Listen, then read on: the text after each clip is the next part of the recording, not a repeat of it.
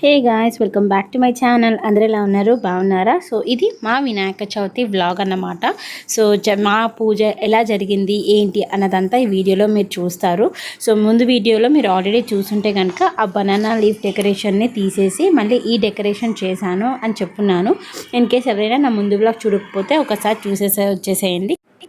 ఇంతకీ మీరందరూ వినాయక చవితి ఎలా సెలబ్రేట్ చేసుకున్నారు? అందరూ మంచిగా గణపయ్యని పెట్టుకున్నారా, మంచిగా పూజించుకున్నారా అన్నది కామెంట్ సెక్షన్లో షేర్ చేసుకోవడం మర్చిపోకండి.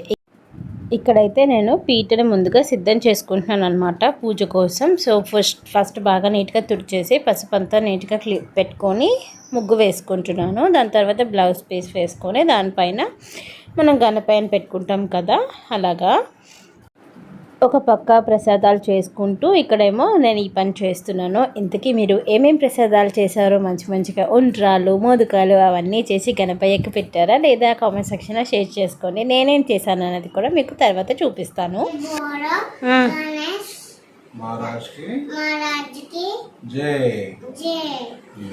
పట్టుకో జేజిని, పట్టుకో బుజ్జి గణపయ్య.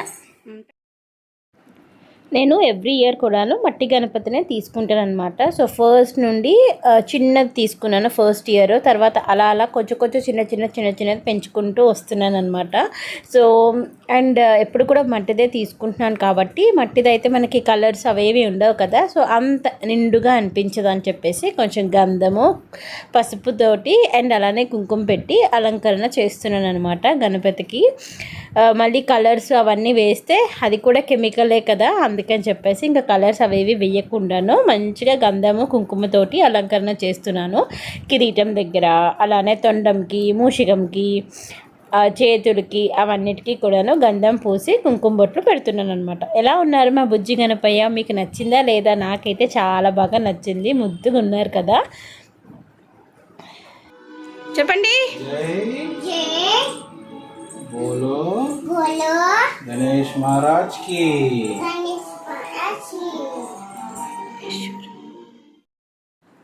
సో బియ్యం పోసి గణపతిని పెట్టేశాక గణపతికి దండ అది వేస్తాము. దాని తర్వాత దీపంకి అలానే వేరేవి పసుపు గణపతిని మనం చేస్తాము. దాని తర్వాత గణపతికి యజ్ఞోపవీతము, వస్త్రము ఇవన్నీ పత్తితో చేస్తాం కదా, సో అవి. అండ్ ఇక్కడ 3 రకాల ఫ్రూట్స్ని నేను పెట్టుకున్నాను. పూజలప్పుడు ఏంటంటే ఇలాంటి స్పెషల్ పూజలప్పుడు ఆవు నెయ్యితో దీపం వెలిగిస్తే చాలా మంచిది అంటారు. సో అందుకని చెప్పేసి ఆవు నెయ్యి వేసి దీపం వెలిగిస్తున్నాను అనమాట.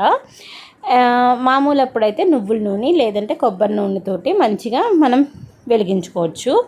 అండ్ చాలామంది ఏంటంటే బయట కొనేస్తారు కదా ఇట్లా బాటిల్స్లోని నూనె, అవి అంత మంచివి కాదు, ఇంప్యూర్గా ఉంటాయి అన్నమాట. సో చక్కగా మీరు దగ్గరుండి మీ దగ్గరలో గానుగ గట్ట ఉంటే కనుక అక్కడ మీరు ఆడించుకొని ఆ నూనెని మీరు మంచిగా పూజలకి గట్ట వాడుకుంటే చాలా మంచిది. ఎందుకంటే కొబ్బరికాయల్లో కూడా 2 రకాలుగా వాళ్ళు ఇది తీస్తారనమాట. అంటే మంచి కొబ్బరికాయలకేమో మనం ఇంట్లో వాడుకునే నూనె లెక్క చేస్తారు, గానుగ నూనె, కొబ్బరి నూనె. అలానే కొంచెం పాడైపోయినాయి అలాంటివి ఉంటాయి కదా, సో అవి ఉంచి వాటిని కూడా నూనెగా ప్రిపేర్ చేసి ఆ నూనెని మనం పూజలకి ఇచ్చేస్తారనమాట. సో మనం తినే తిండిలోనే మనం అంత ప్యూరిటీ చూసుకుంటే మన దేవుడికి మనం పెట్టే దీపంలో కూడా అంతే నాణ్యతగా మనం చూసుకోవాలి కదా అన్నది నా అభిప్రాయం. సో అందుకని చెప్పేసి మంచిగా ఆవు నెయ్యి, కొబ్బరి నూనె, నువ్వుల నూనెతోటి మనం దీపాలు వెలిగించుకుంటే మంచిదన్నమాట. అండ్ ఇక్కడ వచ్చేసి పత్తితోటి యజ్ఞోపవీతము అలానే వస్త్రము చేస్తాం కదా, స్వామికి సమర్పిస్తాం కదా. సో దానికోసం ఒక దూదిని కొంచెం మెత్తగా ఎట్లా నలిపేసి అక్కడ మంచిగా గంధము కుంకుమ పెట్టేసి రెడీ చేసుకుంటున్నాను. సో ఇవన్నీ ఏంటంటే మనం ముందుగానే రెడీ చేసుకుంటే పూజ స్టార్ట్ అయినప్పుడు ఇంకా ఫాస్ట్గా మనం అది సమర్పయామి అన్నప్పుడు వెంటనే సమర్పించేసేయచ్చు. అప్పుడు మనం చేసుకొని కూర్చుంటే కొంచెం టైం అనేది పోతుంది కదా, సో అందుకని చెప్పేసి అవన్నీ కూడా రెడీ చేసుకొని పెట్టుకున్నాను. సో ఓవరాల్గా ఇలా రెడీ చేసి పెట్టేశాను అనమాట. అండ్ పూజ కూడా చాలా బాగా అయిందండి. మంచిగా ప్రశాంతంగాను ముగ్గురం కలిసి చక్కగా చేసుకున్నాము. మా బుజ్జి గణపయ్య ఎలా ఉన్నారో కామెంట్ సెక్షన్లో షేర్ చేసుకోండి.